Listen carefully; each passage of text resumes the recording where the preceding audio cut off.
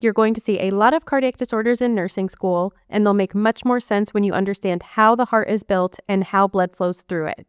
In this video, we'll cover basic heart anatomy and blood flow to give you that foundation. The heart has 4 chambers divided into left and right sides. The top chambers are the atria. These are the blood receivers. The right atrium receives deoxygenated blood from the body, and the left atrium receives oxygenated blood from the lungs.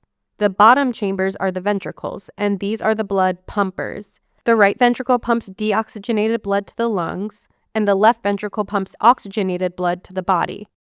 Valves act like one-way doors that prevent blood from flowing backward. There are 4 heart valves grouped into 2 categories. The atrioventricular valves prevent backflow from the ventricles into the atria.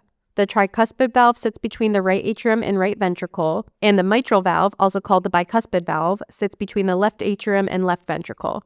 The semilunar valves prevent backflow from the major arteries into the ventricles. The pulmonic valve sits between the right ventricle and pulmonary artery, and the aortic valve sits between the left ventricle and the aorta. You may have heard the memory trick. The A in arteries stands for oxygenated blood going away from the heart, and the V in veins is for deoxygenated blood visiting the heart. But there are 2 important exceptions. The pulmonary veins carry oxygenated blood from the lungs to the heart, exception number 1, and the pulmonary artery carries deoxygenated blood from the heart to the lungs, exception number 2. The superior and inferior vena cava bring deoxygenated blood from the body to the heart, and the aorta carries oxygenated blood from the heart to the body. So when you put it all together, blood flows like this. Deoxygenated blood enters the heart through the superior and inferior vena cava into the right atrium.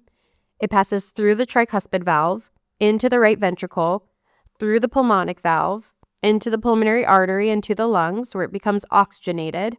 Then oxygenated blood returns through the pulmonary veins into the left atrium. It passes through the mitral valve, into the left ventricle, through the aortic valve, into the aorta, where it gets pumped to the rest of the body, then repeats over and over again.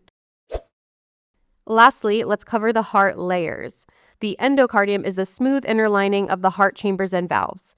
The myocardium is the thick muscular middle layer responsible for contractility. Remember, myo means muscle, and muscles contract. And the epicardium is the protective outer layer of the heart.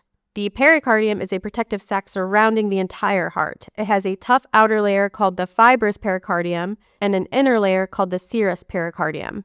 I hope this overview gave you a strong foundation to build on when learning cardiac-related disorders. If you're a nursing student that loves visual resources, make sure to subscribe and check out our study guide, the Nursing School Success Bundle.